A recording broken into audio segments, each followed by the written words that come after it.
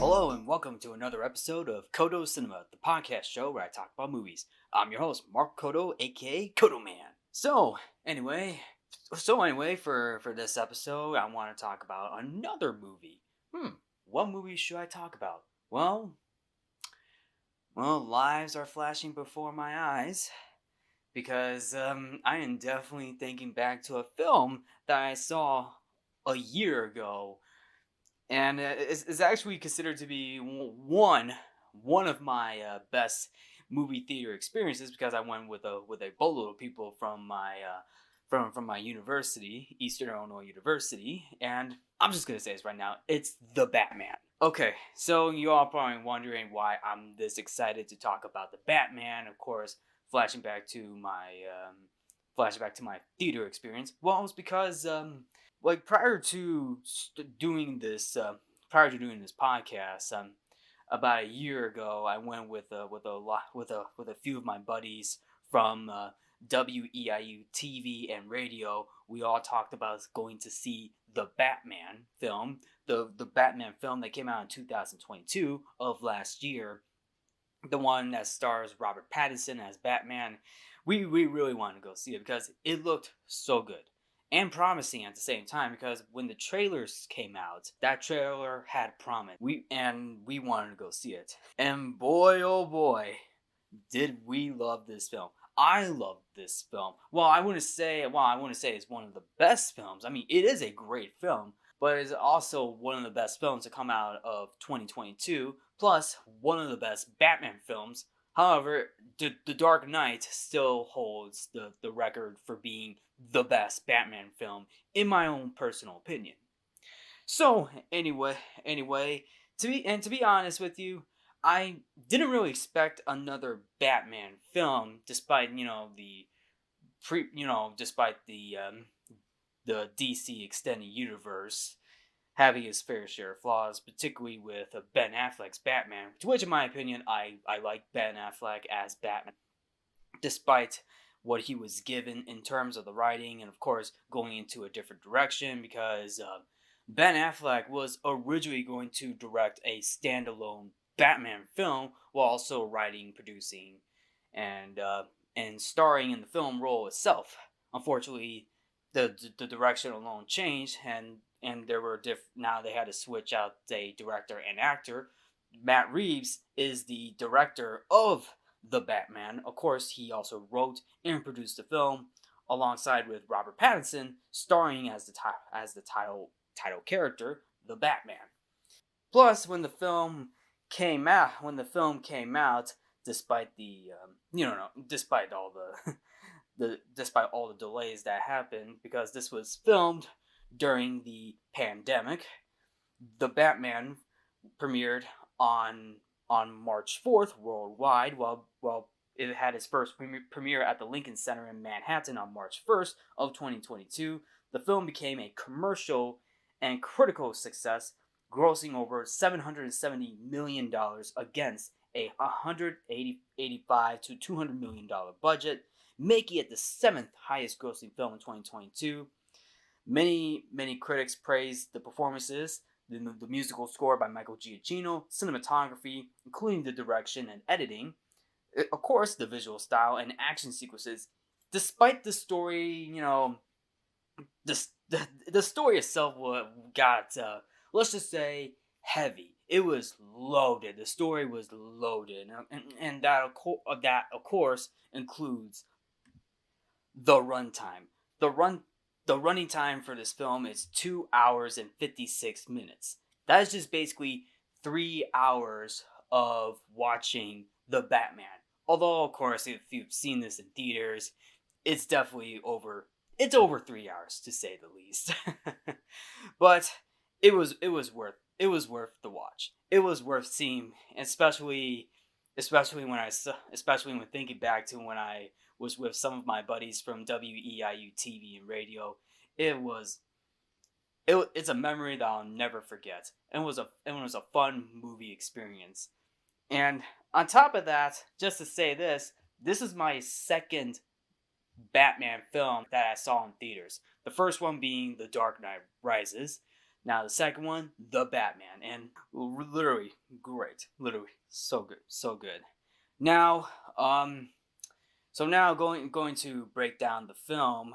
I will say this. There's definitely a lot going on in that film. So yeah, let me break down this film.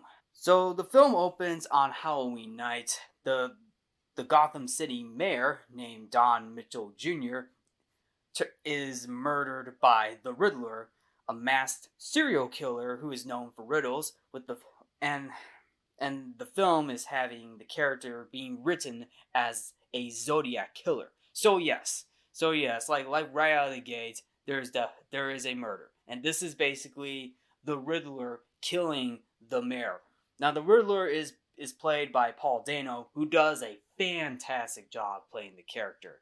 Now I will say this: Jim Carrey still holds a place in my heart for playing a good Riddler in Batman Forever. Because, like, let's be honest, like the Riddler in Batman Forever does riddles, but he was funny, zany, and awesome at the same time.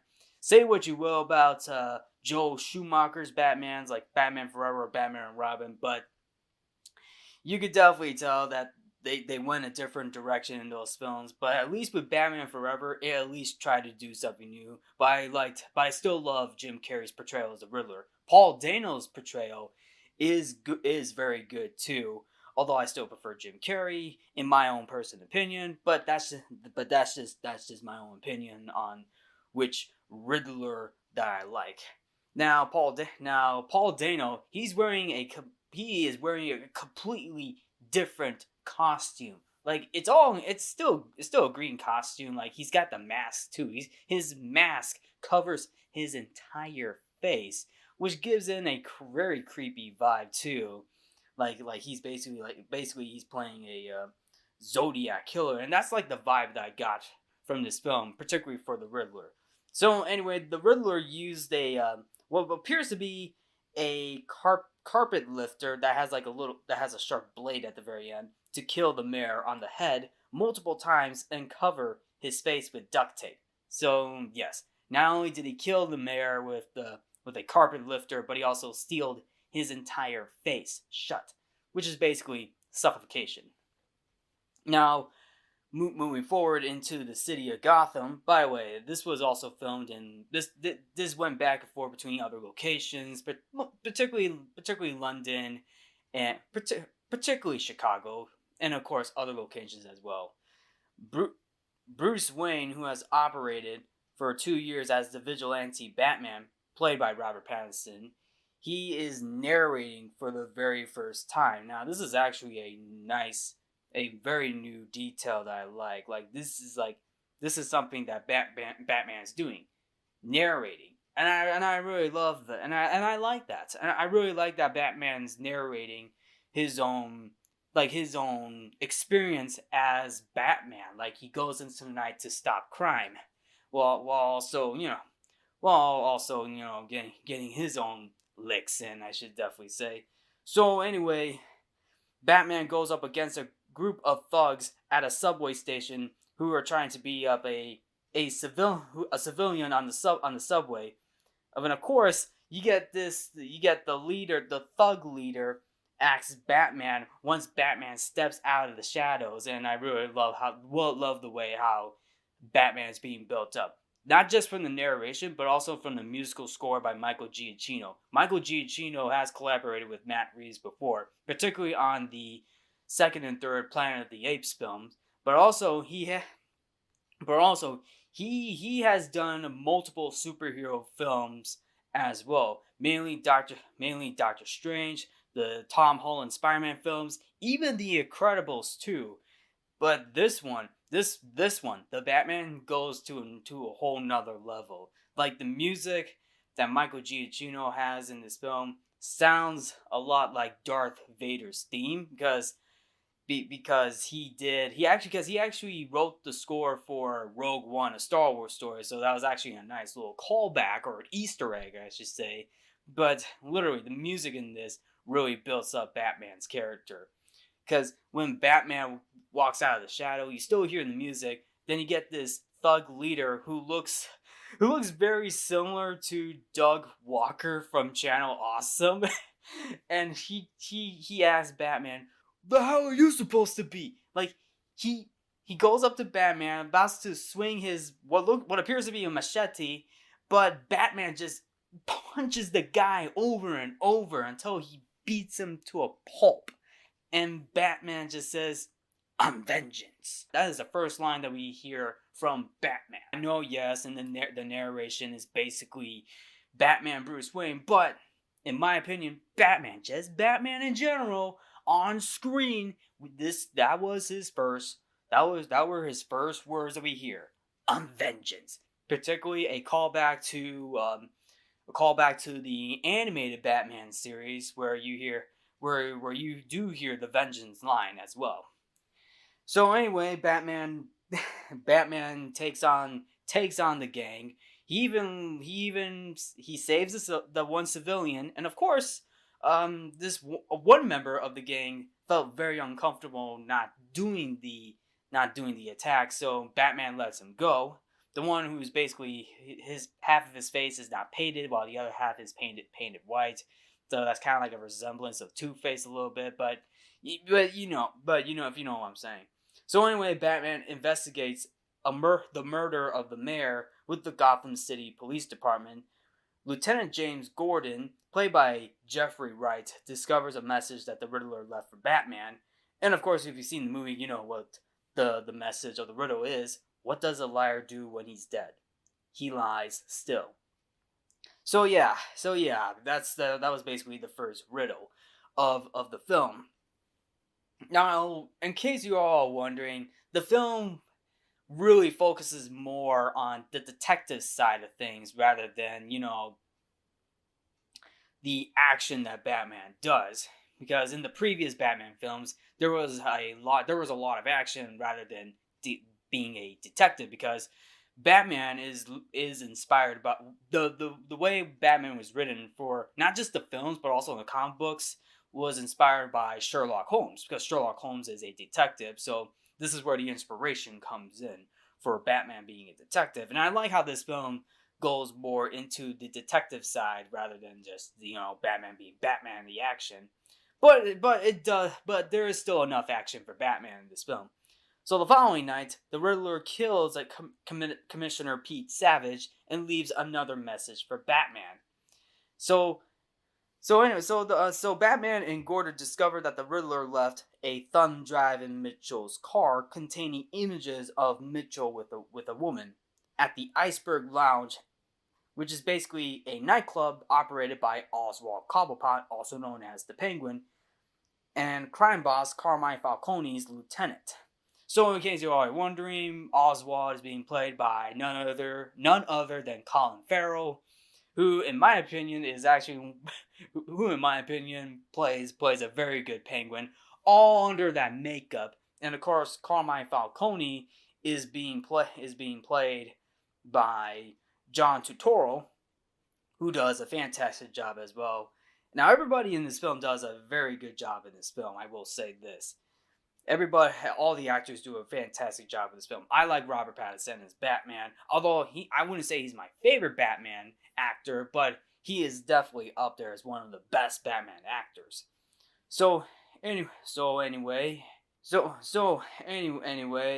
Batman goes to the Iceberg Lounge. He meets up with two twin bouncers who warns Batman that, hey, be careful. You don't want to get your suit. Don't want to get your suit messed up with blood. And then Batman just says, "Mine or yours?" It's just so funny. And Batman just beats up the bouncer twins. He goes into the nightclub, beats up a bunch of henchmen. One of them has a baseball bat. One of them has a baseball bat in his hands, and it's it's just a funny gag. And I love how Batman uses the bat smack smack a couple of the guards or henchmen. And of course, Oswald Cobblepot comes out and sees Batman and says, "Whoa, whoa, whoa, whoa! Take it easy, sweetheart. You looking for me?"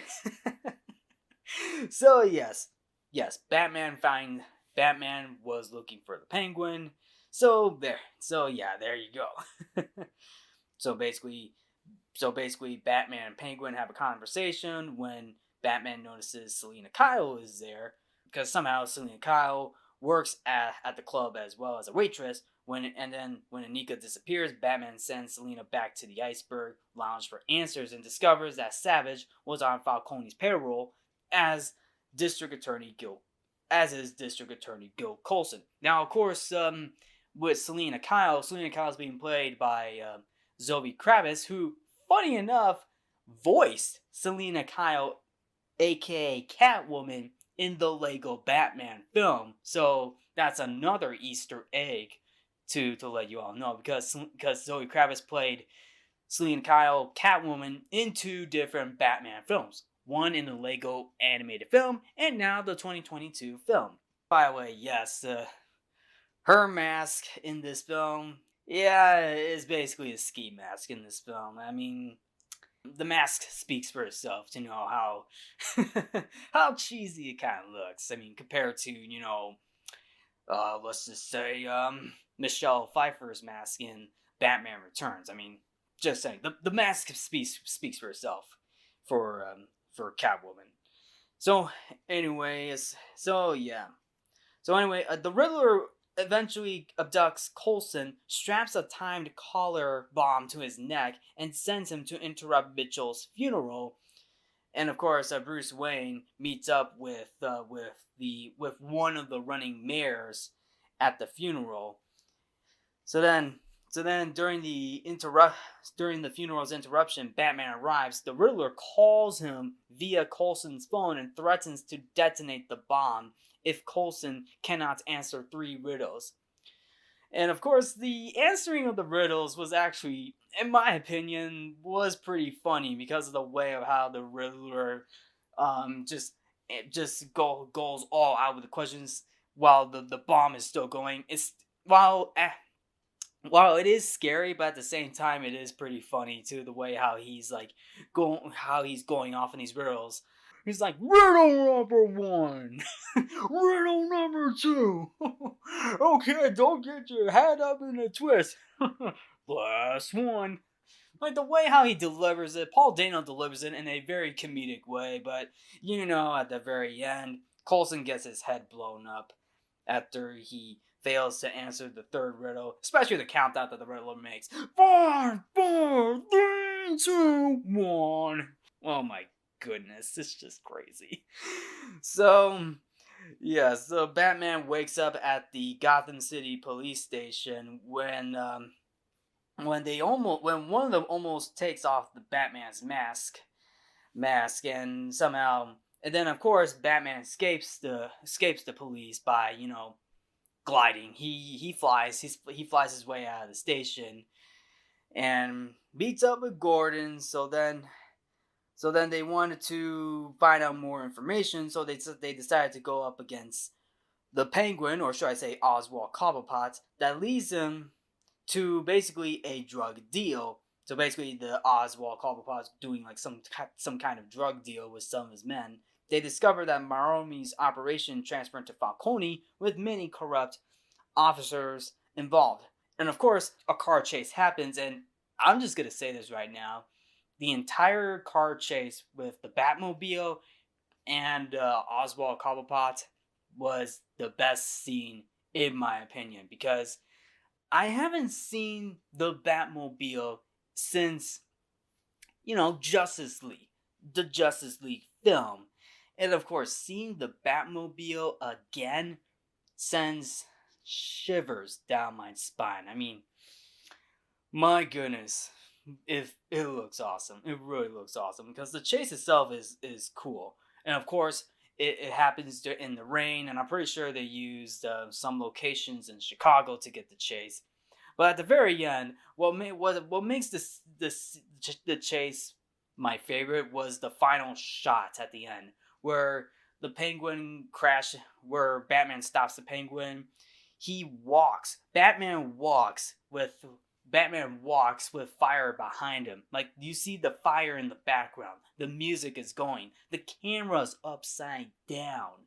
You see him walking upside down. That's my favorite shot of the film. To say that was my favorite shot. And of course, he captures the penguin. So Batman, the penguin, and Gordon have like an interrogation, and the penguin just goes all out. It's like screaming about this whole riddle because the Riddler left another riddle, and of course they thought the answer. They thought Batman and Gordon thought the answer was "You are El Rata Alada," and the penguin was like, "What? What are you talking about? It's La Rata Alada. A rat with wings. You know what it sounds like? A freaking bat." Of course, I mean the penguin's also a bird too. So yeah, of course, the thing is penguins don't fly. But I love I love the last quote from the penguin that he says about this riddle. Wow, look at you guys, world's greatest detectives. He says that in front of Gordon and Batman, and it's literally the funniest line in my opinion because Batman and Gordon, they're detectives. They're definitely detectives. It's like Sherlock Holmes and Watson are just standing right there, getting owned by the penguin. Sure, they do leave the penguin behind, and while he's all tied up, he tries to waddle like a penguin too. Yeah. So anyway, Batman and Gordon follow the Riddler's trail to the ruins of an orphanage funded by Bruce's murdered parents, Thomas and Martha Wayne. They learn that the Riddler holds a grudge against the Wayne family. Bruce's butler and caretaker, Alfred Pennyworth, played by Andy Serkis, who in my opinion does a very good job playing Alfred. I mean, he's not in the film for the entire time. I mean, he was in the beginning, and of course, going into the scene where he he almost dies. Like, he gets blown up, but he doesn't die in this film. But he doesn't die because Alfred was hospitalized after opening a letter bomb addressed to Bruce. The Riddler leaks evidence that Thomas Wayne was running for mayor before he was murdered, hired Falcone to kill a journalist who was writing a story about Martha's family history of mental illness. So Bruce confronts Alfred, who maintains that Thomas only asked Falcone to threaten the journalist into silence. And Thomas Wayne planned to turn himself and Falcone over to the police once he found out Falcone murdered a journalist instead. Alfred believes that Falcone had Thomas and Martha killed to silence them. And yeah, basically, yeah. I thought it was. I mean, in the other adaptations, don't forget. I mean, it wasn't really Falcone. It was somebody else. I guess it was someone that Falcone sent to kill Thomas and Martha Wayne. So yeah, Joel Chill was the one who killed Batman's parents, and I believe that was the man that Falcone sent to kill Bruce Wayne's parents. So basically, yeah. So anyway, Selina Kyle reveals to Batman that Falcone is her father and that he murdered her mother because she found out that he was the informant.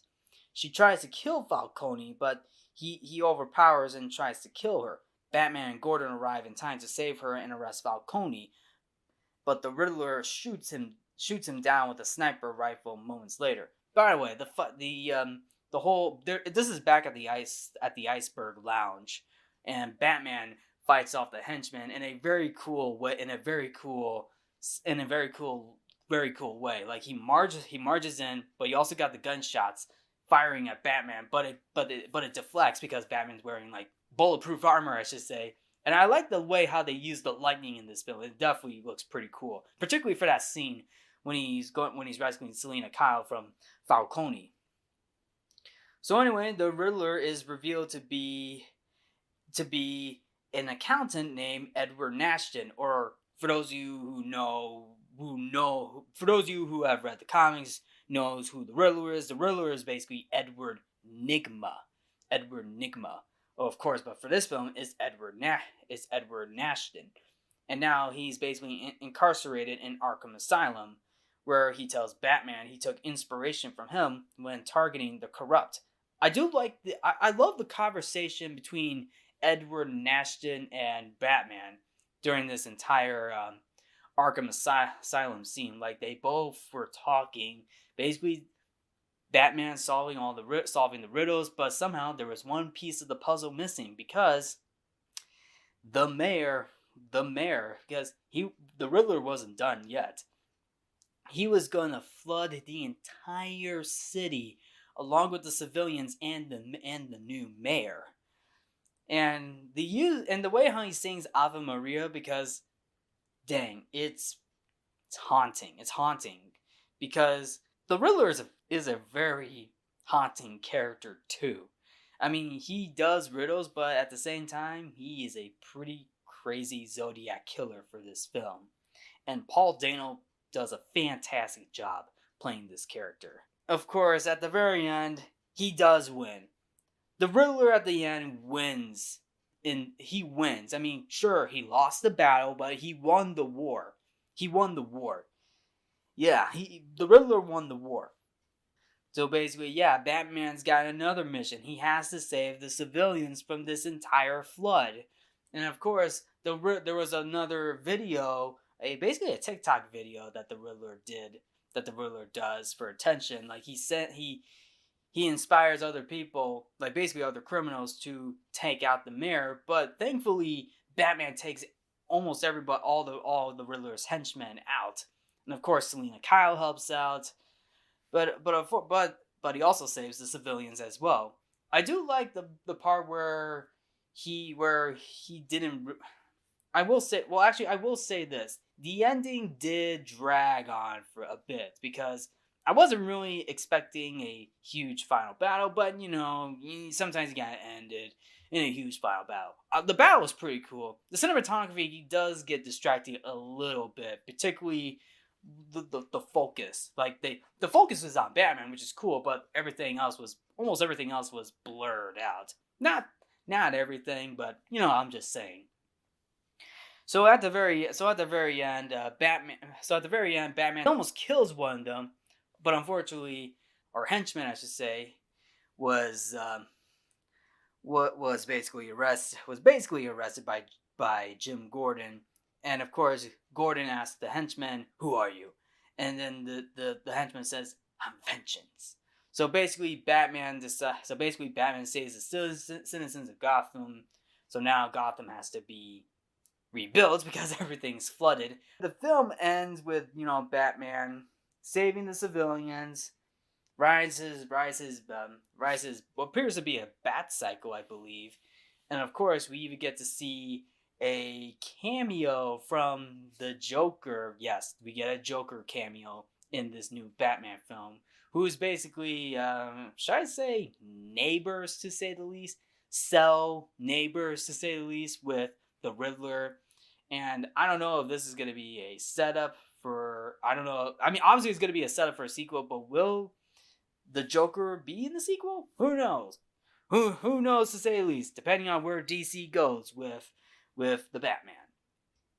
But anyway, so there you have it. That's basically my breakdown on the Batman film. Now, for the most part, the Batman is a very good film.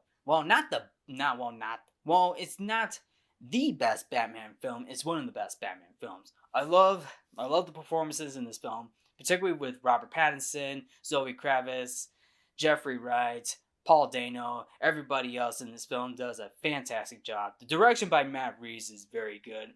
Cinematography is excellent, despite the third and final act where it does get a little blurry. But other than that, it's pretty good. Michael Giacchino's score is excellent. I love his score.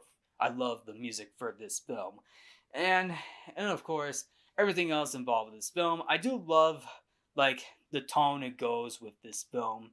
Like it's real. I love like because Batman, like he's a very serious character. He's a very serious character to say because Batman's Batman. He's He's basically vengeance. He is the knight. He is Batman.